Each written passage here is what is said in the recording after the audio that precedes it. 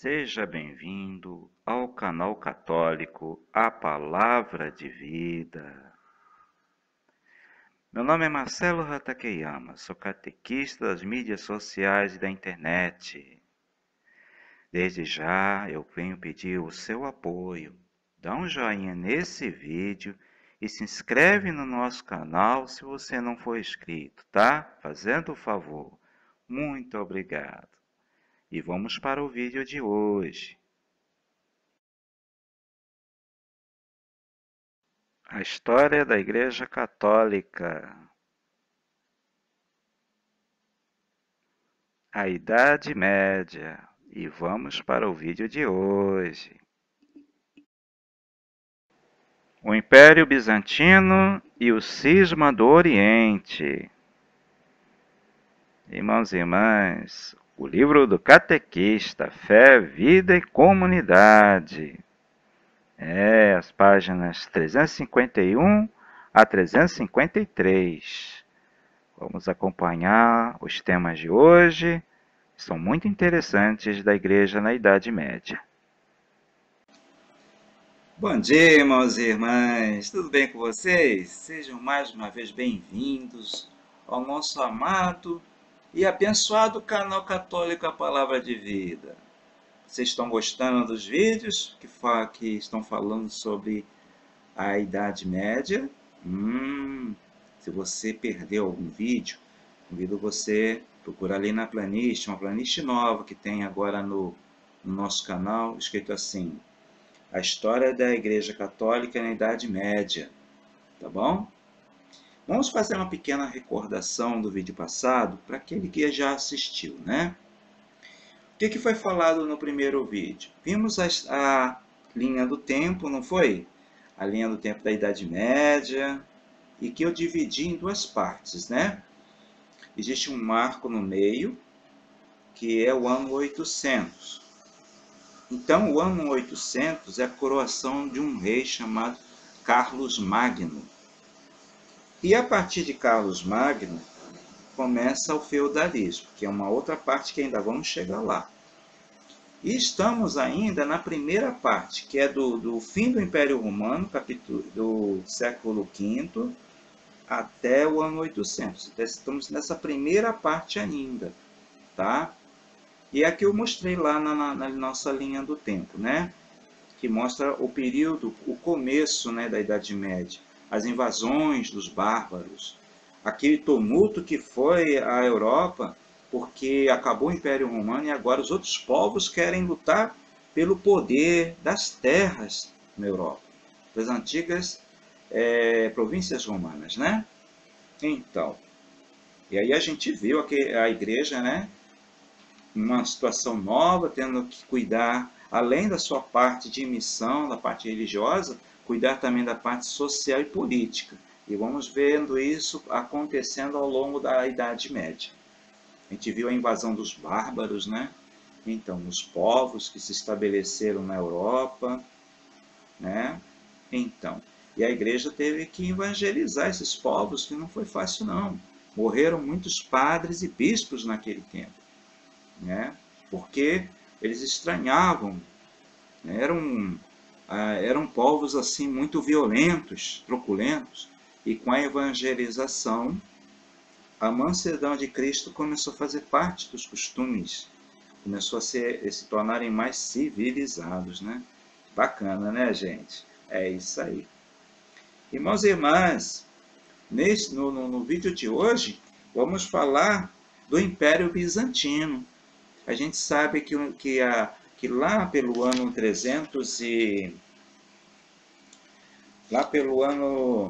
395, né, depois de Cristo, ainda na Idade Antiga, o imperador dividiu o grande Império Romano em duas partes. Então, o Império Romano do Ocidente e o Império Romano do Oriente. O Império Romano do Ocidente acabou em 476, século V, né? Aí só ficou o Império Romano do Oriente, que passou depois a se tornar o Império Bizantino.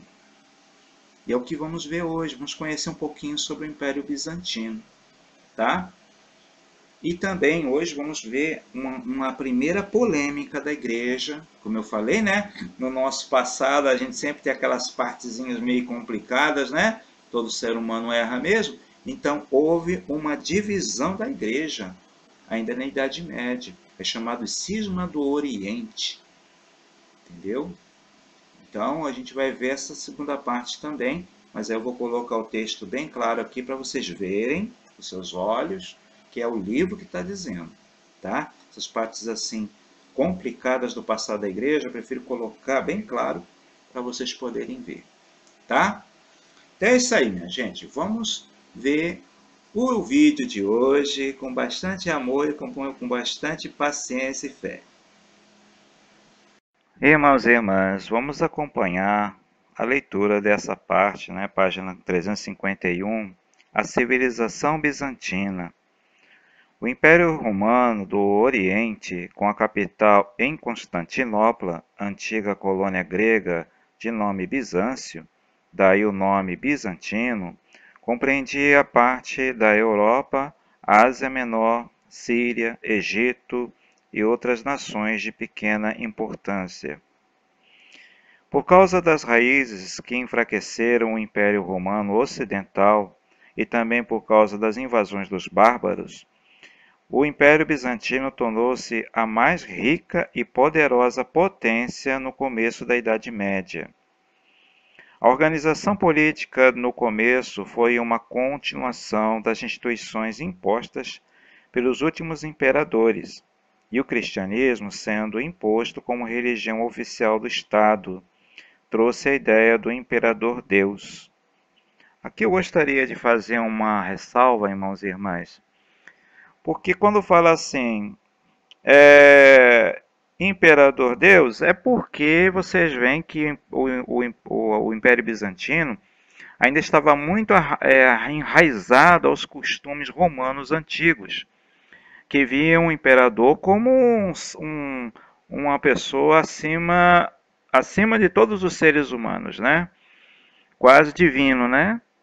Ele só não é divino completamente porque o cristianismo diz, não, Deus é Jesus Cristo, é Deus Pai, Filho e Espírito Santo. Mas ele está acima dos seres humanos, então por isso que está aqui entre aspas, Imperador Deus. Aí vamos continuar.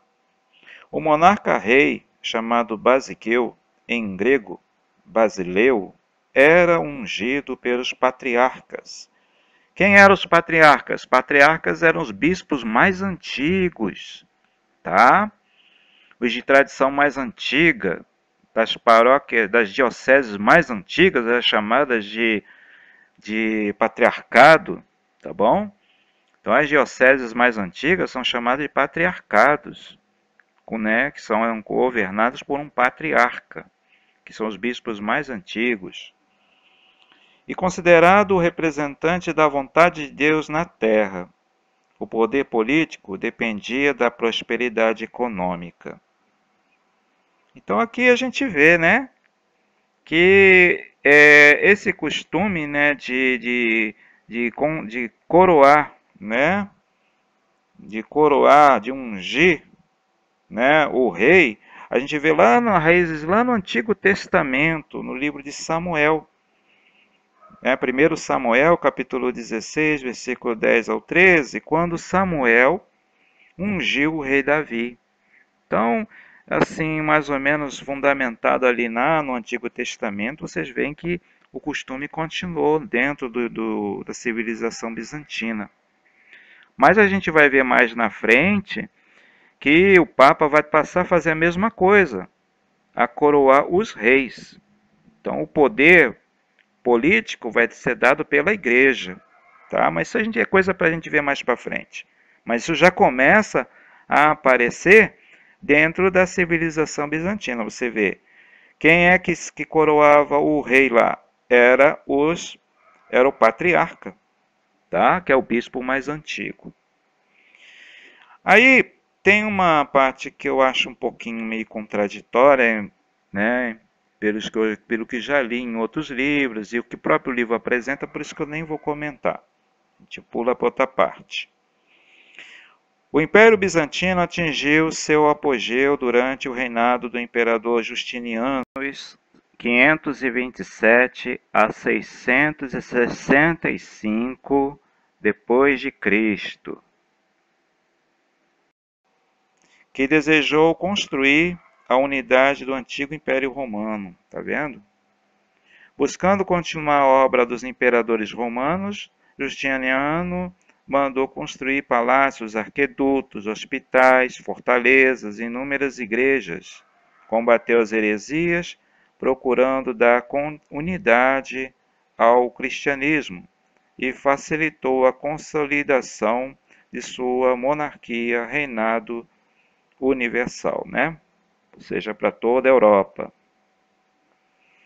Os sucessores de Justiniano, porém, não conseguiram continuar sua obra, conduzindo o império pouco a pouco ao declínio e à queda, né?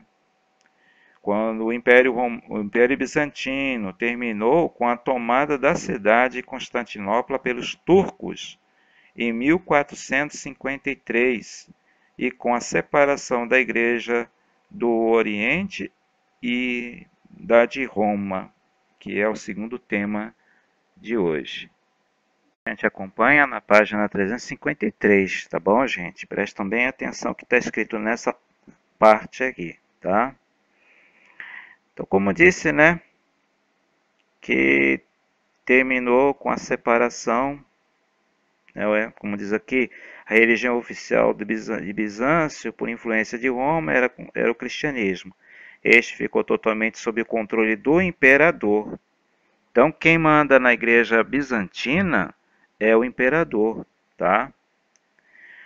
O imperador se constituiu em autoridade suprema da igreja lá em Bizâncio, em seus territórios, desafiando a autoridade do Papa e ocasionando atritos cada vez mais graves. Estes conflitos terminaram em 1054, com a separação da Igreja Bizantina da Igreja Romana do Ocidente, que é chamado de Cisma do Oriente. Aí tem uma parte que diz assim, divisão da Igreja. A partir desta data, os cristãos se dividiram em Igreja Católica Romana, que somos nós, e a Igreja Católica Grega Ortodoxa. Ortodoxa significa verdadeira, né? Por quê? Porque a Igreja, tanto católica como a Igreja Ortodoxa, antes da divisão, defendia a ortodoxia da fé. Vocês lembram aqueles 4 concílios lá do Oriente, que foi a última parte da Idade Antiga? Quem assistiu esse vídeo? Quem lembra? Se você não assistiu, peço você procurar lá na parte da Idade Antiga, na Era dos Concílios, tá bom? Então, aqueles concílios, aqueles 4 concílios, né? Eles definiram a ortodoxia da fé, ou seja, a verdadeira fé, a reta fé. Por isso que a igreja é chamada de Igreja Católica Grega Ortodoxa, né? Então, e até hoje mantém esse nome. É independente de Roma, né? Mas conserva o essencial da doutrina cristã. Então, isso entra um pouquinho em contradição com uma partezinha ali na página 352, que vai ficar questionando um monte de coisa que não vejo sentido. Tá? Eu não sei, de repente o autor ele se desviou um pouquinho da lógica, né? Mas tudo bem, eu respeito, o autor tem seus motivos para falar isso, mas aí te deixa para lá, né? Senão vai confundir mais a cabeça da gente. Então, é como diz aqui, a igreja ela se dividiu naquele tempo em igreja ocidental e igreja oriental. A comunidade, que era uma família só, se dividiu em 2 famílias, mas não deixaram de ser parentes. Então, isso que a gente tem que entender. O catolicismo, né, a verdadeira religião cristã, né, desde a raiz lá dos apóstolos, essa se manteve fiel. A Igreja Ortodoxa continua mantendo a mesma raiz de fé que nós temos. Eles têm os mesmos sacramentos, eles creem nos mesmos 7 sacramentos que nós. Eles têm a mesma devoção de Nossa Senhora. Aliás, a Igreja Ortodoxa foram até as primeiras comunidades a ter devoção a Nossa Senhora. Eles têm o quadro mais antigo da devoção a Nossa Senhora, né? Eles têm o sacerdócio. Só há algumas diferenças que separam os ortodoxos dos católicos romanos, de nós. Por exemplo, o padre ortodoxo, na cultura deles, no costume lá do Oriente, o padre é casado. Mas existe todo um contexto social, cultural de lá, que o padre pode ser casado. É diferente do nosso contexto. Aqui na Igreja Católica Romana, nós temos o celibato dos padres, né? A igreja optou pelo celibato. Então o padre não casa, né? Então, lá, por exemplo, o padre é obrigado a usar barba. É a tradição usar barba. Você vê o padre ortodoxo, ele é barbudo. Já o padre católico romano, ele não precisa usar barba, ele usa se ele quiser. Mas não é o que seja obrigatório. A cruz que eles fazem é uma cruz diferente. A nossa é da esquerda da direita para a esquerda, né? Em nome do Pai, do Filho e do Espírito Santo. A gente puxa do braço esquerdo para o direito. Já o ortodoxo é o contrário, tá? Ele é do direito para o esquerdo, tá? Ele faz uma cruz ao contrário. E ele usa o dedo primeiro para dizer Pai, o segundo Filho, o terceiro Espírito Santo, para lembrar a Santíssima Trindade. Então existem algumas diferenças que eu vejo assim, mais como secundárias, tá? Coisas secundárias, que separam os católicos romanos dos ortodoxos. Mas o principal mesmo, o miolo do cristianismo mesmo, aquele que foi defendido nos 4 concílios, a Igreja Católica Romana e a Igreja Católica Ortodoxa conservam a mesma fé. Então nós somos praticamente a mesma família, lógico que sim. Tá? Tanto é que nos dias de hoje, a Igreja Ortodoxa e a Igreja Católica estão juntas, né? Estão assim, se respeitando e convivendo e dialogando cada vez mais. Que coisa mais linda, né? Mas a gente ainda vai chegar lá, né? Isso é coisa lá para o final do nosso estudo. Mas é isso aí. Então houve essa divisão, gente. O cisma do Oriente, né? Os padres naquele tempo, os bispos do Oriente excomungaram a Igreja Católica do Ocidente. O Papa na época excomungou os bispos do Oriente. Então houve a separação, né? Então eles seguiram por caminhos diferentes. A Igreja Católica Romana tiveram seus concílios, a Igreja Ortodoxa tiveram seus outros concílios, não sei, que aí eu não me aprofundei muito, mas aí eles seguiram por caminhos diferentes, tá, gente? Mas é a mesma Eucaristia, os mesmos sacramentos, é a mesma doutrina, tá? Com algumas diferenças culturais, no jeito litúrgico de fazer, algumas diferenças, mas é a mesma Igreja Católica. Tá bom, gente? É isso aí. A divisão foi mais por motivos políticos do que motivos religiosos. É porque o imperador da época, ele não gostou muito quando o Papa ele fez, né, organizou um império na Europa que não foi reconhecido por Bizâncio. Então, é mais por motivos, brigas políticas, que houve essa separação lá naquela época, em 1054. Tá bom, gente? É isso aí. Então, o nosso vídeo fica por aqui por enquanto. Obrigado por você ter assistido esse vídeo até o final. E até o próximo vídeo, gente. Se Deus quiser, que vamos falar sobre, na nossa lista aqui, vamos falar sobre a Europa até o ano 800 depois de Cristo. Bom, gente, muito obrigado você pela atenção às coisas de Deus. Um abraço a todos. E louvado seja nosso Senhor Jesus Cristo, para sempre seja louvado. Muito obrigado a você que assistiu esse vídeo até o final. Se você ainda não deu o joinha nesse vídeo, por favor, dá um joinha nesse vídeo, tá? E se inscreve no nosso canal se você ainda não é inscrito. Muito obrigado. Até o próximo vídeo, gente. Louvado seja nosso Senhor Jesus Cristo, para sempre seja louvado.